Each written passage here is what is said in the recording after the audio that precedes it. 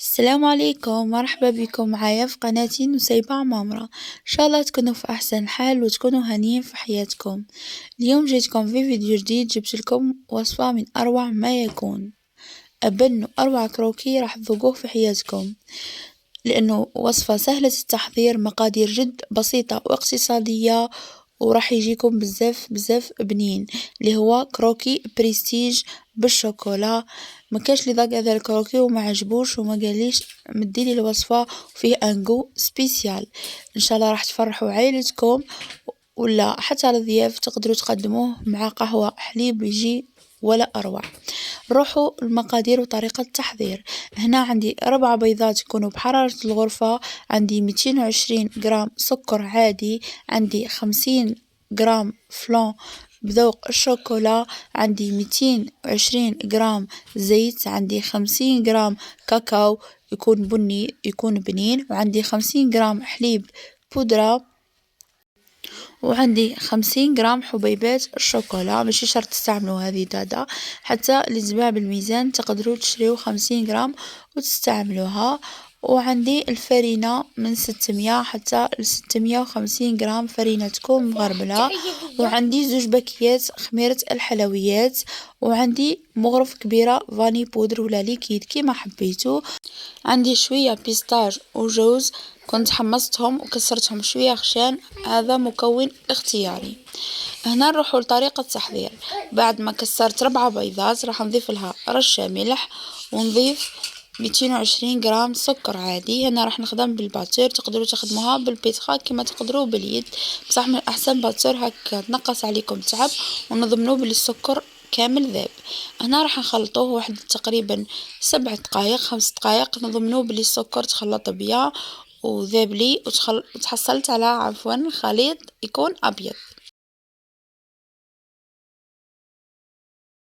بعد ما تخلط لي البيض مع السكر راح نضيف 220 غرام زيت، نضيفها كيما المايونيز، يعني نضيفها خط يكون رقيق، نضيفها غير بالعقل، ما نضيفهاش مرة واحدة، نضيفها بالعقل ومامتو راني نخلط في نفس الوقت حتى نكمل كمية الزيت.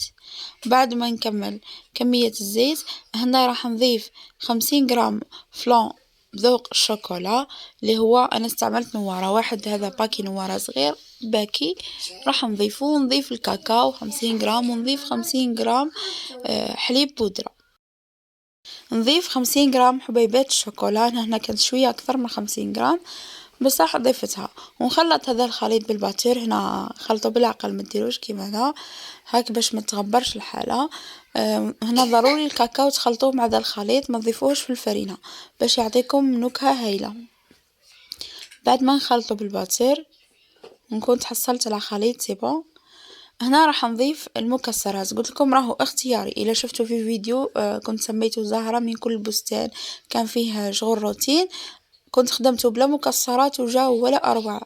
يعني كانوا عندي ضيافي ولا غير كامل سخساوني عليه، راني نحكي لكم بكل صدق. وضفت لافاني وخلطت هذا الخليط، ومن بعدها هنا راح نضيف الفرينة، ونضيف خميرة الحلويات 2 باكيات. هنا الفرينة قلت لكم من 600 غرام حتى ل 650 على حساب نوعية الفرينة اللي تكون عندكم، ونلم هذا الخليط غير بالعقل بأطراف الأصابع، أكيد ما نعجنوش. وهنا هذا الكروكي للأمانة ماشي وصفتي الخاصة، كنت لقيته في جروب عمر فاميلي، واحد الشيف اسمه محمد مودار نورمالمون هاك. جربته كنت خدمته في الروتين، وشحال من وحدة طلبت مني الوصفة. شوفوا هنا كيفاش يكون نوعا ما يتلاصق في نفس الوقت، حاكم روحو، تكون بات طريه باسكو راهي لي بات اللي يكونوا بالكاكاو على بالنا باللي ينشفوا، على هاك نطريهم شويه على لي بات اللي يكونوا بذوق الكاطو، عفوا بذوق الفاني. نقسمها على 8 كريات ونشكل حربوش بهذه الطريقه. نرجع نكمل لكم. انا بعد ما شاركتكم روتين اللي قلت لكم اسمه زهرة من كل بستان، كان شحال من وحده طلبته مني، وهنا كانت عندي دورة مملحات، حبيت نخدموا المتربصات يجيون، يعني نخدم لهم حاجة مع الكاطو مع القهوة حليب. قلت لا غير نشارككم الوصفة الناس اللي طلبته. وهنا بعد ما شكلت حربوش راح نحاول نسطحه شوية بهذه الطريقة، نشكل كيما نخدمو الكروكي عادي، فقط هنا متلحقوهش للطرف للطرف باسكو من بعد كي يطيب راح يتكسر لكم، على هاك راح نحي منه شوية على الأطراف ما نخليش يعني راح نخلي فراغ بين البلا وبين الحربوش نتاعي.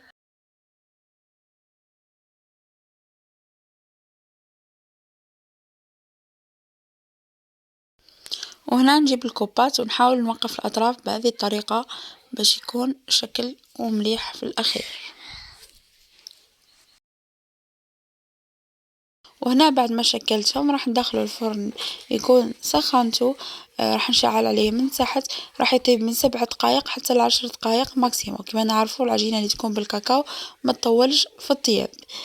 هنا جبت شوكولا ذوبتها، هنا عندي تقريبا 150 غرام شوكولا، ضفت لها مغرفة كبيرة زيت، انا هنا درت مزيج بين شوكولا نواغ وشوكولا بذوق الحليب وعطاتني خليط هايل. هنا بعد ما ذوبتها راح نخليها حتى تثقال شوية تبرد بيان وتثقال باش من بعد ما تعينيش في الكلاصاج. هنا شوفوا بعد ما طاب جا بزاف هشيش يعني جست دوك نحط صبعي ولا يعني راح نلقاه خفيف الاخر. وهنا بعد ما برد لي بيان الكروكي والشوكولا كنز ثاني باردة نخلوها تثقال وتبرد لي، راح نقلاصي بها الكروكي ونمسحو على كامل وجه الكروكي نتاعنا، نمسحوه بالمغرف بهذه الطريقة.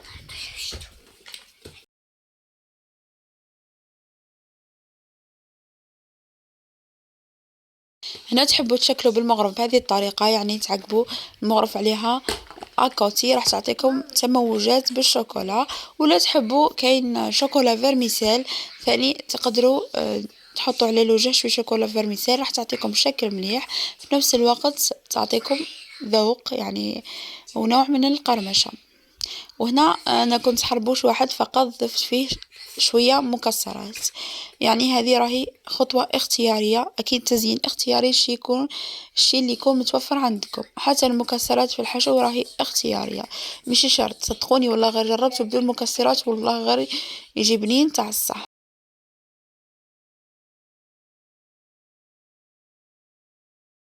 وهنا بعد ما نمسح كامل وجه الكروكي بالشوكولا راح نخليه يبرد واحد ل5 دقائق حتى ل10 دقائق اذا كان في الشتاء في البرد، اما اذا كان في الصيف تقدروا تخبوه يبرد في الفريجيدار واحد ل10 دقائق ولا وتخرجوه ومن بعد باش تقطعوه. هنا بعد ما بدت الشوكولا بيان وحكمت روحها راح نجي نقسموه، راح نقسموه بهذه الطريقة، ولا حبيتو تقسموه يعني يكون مايل كيما حبيتو.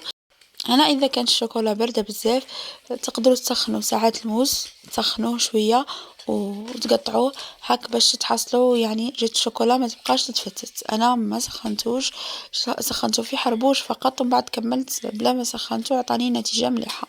ونكونوا تحصلنا على كروكي من اروع ما يكون، يعني ما تخلعكمش بيستاج، بالنسبة للبيستاج شريت يا ربي 20,000 وهو مكون اختياري، يعني بإذن الله ما كاش عذر باش ما تجربوهش.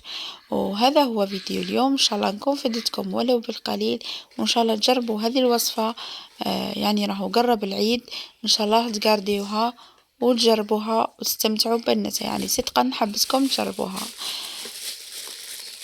ما تنسوش تدعموني بجيم وتخلولي تعليقاتكم الطيبة فضلا منكم، دمتم في رعاية الله وحفظه.